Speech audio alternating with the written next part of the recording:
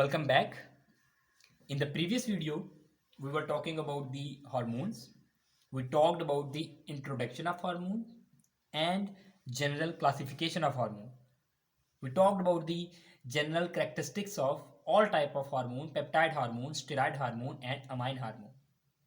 In this video, I will explain in detail about one of the class of hormone, that is peptide hormone. We know that peptide hormones are protein in nature. So these peptide hormone will be having some specific gene on the DNA. So now let's talk about the synthesis of peptide hormone.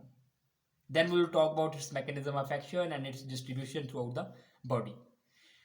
Okay, for the synthesis, the gene for this hormone, for example, this is the gene for one particular hormone, will be expressed and RNA will be formed after the process of transcription. Now this messenger RNA, it will come out of the nucleus and attach on the ribosome, and a protein, that is hormone, but this is not mature hormone.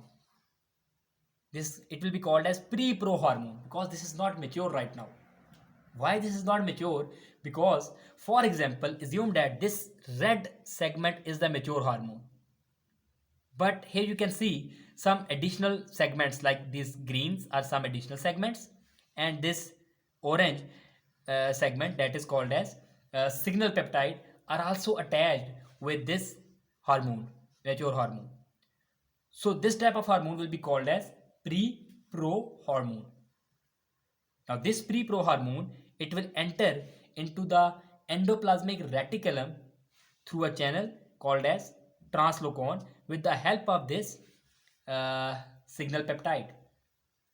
This signal peptide actually will bind with the signal binding protein, and that signal binding protein will lead this pre-pro hormone into the lumen of endoplasmic reticulum. Now inside the lumen of endoplasmic reticulum, some enzyme, signal peptidases, they will act and they will remove this signal peptide. They will break this bond and signal peptide will be removed, and the remaining part of the pre-pro hormone will be separated out. And this remaining part, other than the signal peptide, will be called as pro hormone now. But this pro hormone is still inactive. Why? Because some additional segments like these greens, they are the additional segments. Our active hormone is this red. This red segment is our mature hormone, and here we can see that some additional segments are still present. So this is not mature hormone, but it will be called as pro hormone now. When it was newly synthesized, it was pre-pro hormone. After the removal of signal peptide, it will be called as pro hormone, that is still inactive. This pro hormone will be budded off from the rough endoplasmic reticulum, and this bud will later on fuse with the Golgi body.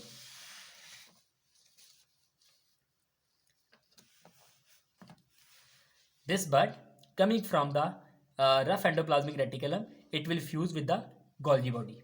We know that there are three segments of Golgi apparatus: the cis Golgi, that is near to the endoplasmic reticulum; the trans Golgi, that is on the opposite side of the cis Golgi, is called as trans Golgi; and the intermediate Golgi.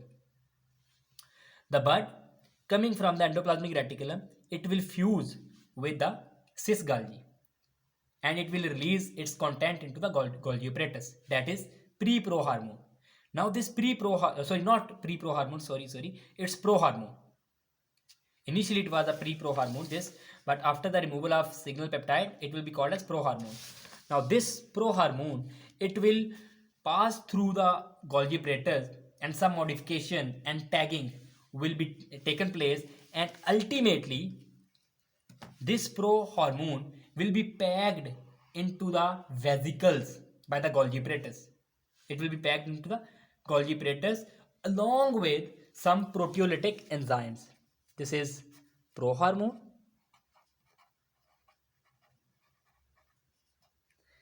along with some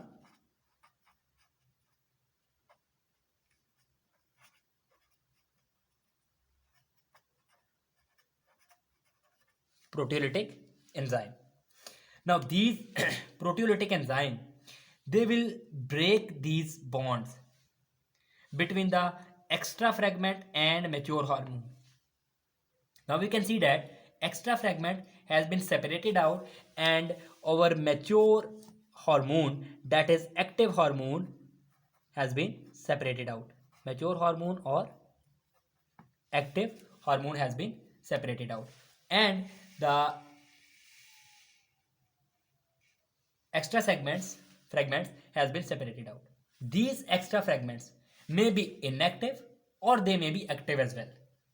For example, in case of insulin, these extra fragments that are called as C-peptide, they are active. Sorry, they are inactive, but they might be active as well. Okay. Now what will happen?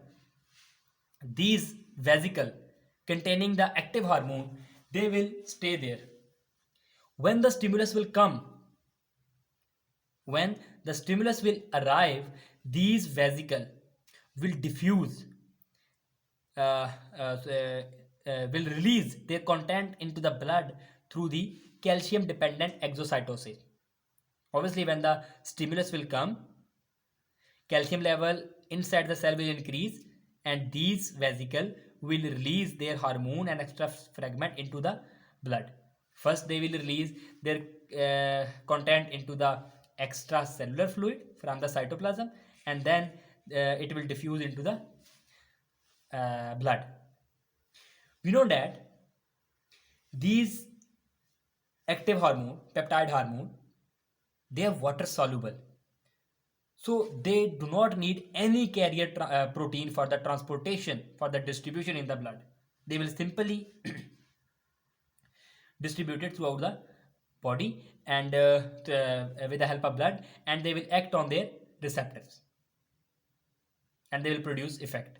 We know that peptide hormone are water soluble, so when they will reach to the distant organ, their target organ, they will not enter inside the cell. They will be having their receptor on the outer membrane of the cell. Because they cannot penetrate inside the cell, they will attach to their receptor and they will produce the effect in the target organ. So this was the basically synthesis of peptide hormone. Now let's discuss this with an example as well.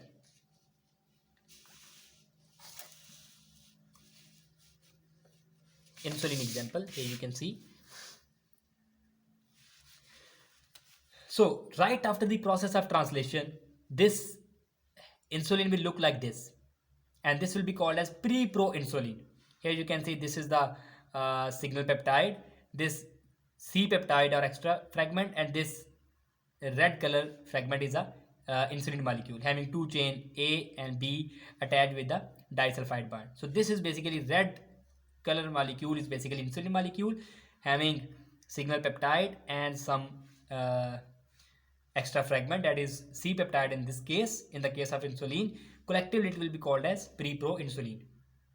So when it will enter into the endoplasmic reticulum, we know that signal peptidase enzyme, it will remove this signal peptidase, and the remaining hormone will be called as proinsulin, but it is still inactive because additional segment is attached with the insulin molecule. Now this prohormone, it will enter into the Golgi apparatus, and Golgi apparatus will pack this prohormone into vesicle along with the proteolytic enzyme. Now those proteolytic enzyme, they will break this bond and they will separate the extra fragment from the active insulin molecule.